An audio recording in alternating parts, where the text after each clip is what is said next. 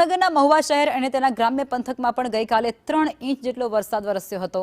આ ધોધમાર વરસાદ ખાબકતાની સાથે ચારે તરફ પાણી જ પાણી જોવા મળતું હતું।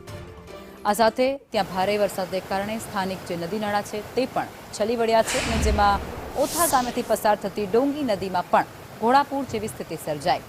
નદીના ધસમસતા પાણી એ ઓથા ગામમાં ફરી વળ્યા, જેને કારણે રસ્તાઓ એ નદીઓમાં ફેરવાઈ ગયા હતા। આ પૂરના પાણીના જોરદાર પ્રવાહમાં ઓથા ગામમાંથી પસાર થતી એક કાર પણ તણાઈ હતી। જોકે સદનસીબે કારમાં સવાર એ તમામ લોકોનો સ્થાનિક લોકો દ્વારા જીવ બચાવી લેવામાં આવ્યો હતો। યોગ્ય સમયે તેમને મદદ મળી ચૂકી હતી અને જેને કારણે મોટી દુર્ઘટના ટળી છે।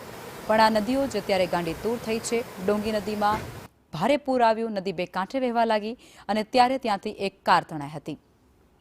કારની અંદર લોકો પણ સવાર હતા। તે તમામ લોકોને તેના સ્થાનિક લોકો દ્વારા સમય સૂચકતા સાચવી અને બચાવી લેવામાં આવ્યા છે।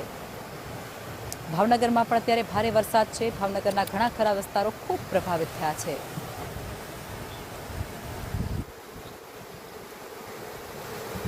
કામ ભૂયો જાઉં છું।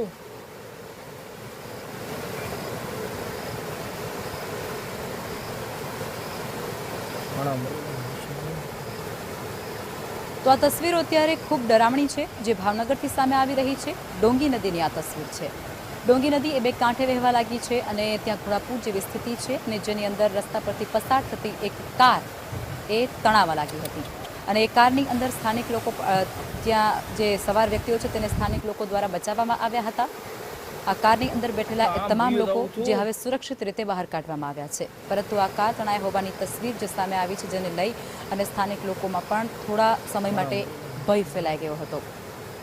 ડોંગી નદી જે ખૂબ પ્રભાવિત અત્યારે પાણીને લઈને થઈ ચૂકી છે, જેમાં આસપાસના વિસ્તારોમાં અને ઉપરવાસમાં પણ ભારે વરસાદ છે, જેને કારણે આખું જ આ નદી છે તે બે કાંઠે વહેવા લાગી અને ઘોડાપૂરની સ્થિતિ સર્જાઈ।